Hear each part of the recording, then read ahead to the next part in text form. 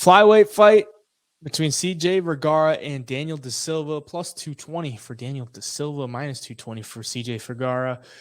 Over under 1.5 rounds, plus 170 for the over, minus 170 for the under. That is what you're going to see in a Daniel De Silva fight. The under is going to get smashed because this man is all about the violence, and he is all about getting out of there in one round. He's only been to the second round once, and that was against Jeff Molina, who we will not talk about. But he's 0-3 in the UFC, and his last time out, he got ground and pounded by Victor Altamirano, who we'll talk about later, who's not necessarily the biggest power puncher or the most potent finisher. So Vergara, also from San Antonio, fights out of San Antonio now, and was actually at the Spurs game this past Saturday or Friday and sat courtside, and they had him on the big screen. So he's getting big star in San Antonio. I think they're setting him up for a win here against Daniel De Silva. It's honestly not too big of a favorite where it's like not playable. I mean, he's right. Minus 220. I mean, he's had some tough fights in the UFC. Tatsuro Taira, Clayton Rodriguez got a win against him, who's, a touted prospect, and then a loss to Ode Osborne in his debut.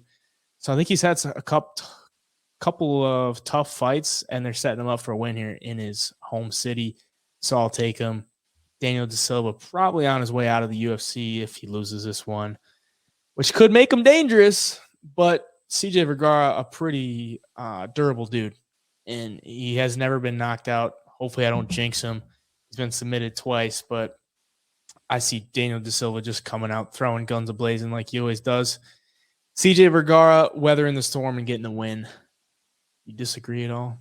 No, I don't think so. I think the UFC probably realized they had a star in CJ Vergara. Maybe not a superstar, but they had a popular fighter a little too late, and they gave him these killers right off the bat, man. He gets the TKO win on the Contender Series, and they throw him right to Ode Osborne, who is not the most. I guess he wasn't necessarily a vet in the UFC at that time, but I mean, Ode Osborne's a killer and can be a killer on the feet.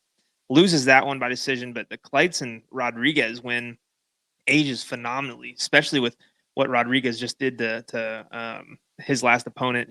What was that fight last, like 45 seconds? I mean, he just bull rushed him and got the TKO fast. CJ loses by armbar to Tatsuro Taira, but he did okay in that fight up until that point. He was a big dog in that fight too, and then Taira, undefeated. A lot of people have pretty high expectations for him going forward too. So not the worst loss in the world, but man, Daniel De Silva comes out there in the first round and just leaves it all out there. Like, he wants to make a quick night one way or the other every single time. He's either going to get knocked out or he's going to put you out. I mean, he's on a really rough patch. The last 3 fights, all losses by finish. But they're not to like terrible fighters. I know Victor Altamirano, he's on this card as well, and he's somewhat new in the UFC, but Francisco Figueiredo, it's kind of iffy. Lost the knee bar, but Jeff Molina, obviously, who was 9-2 at the time, and not a bad fighter. But I just don't see De Silva getting this thing done at all. If he does, I think you could bet inside the first minute, and then maybe hit something good there. I know why you're smiling. Stop it.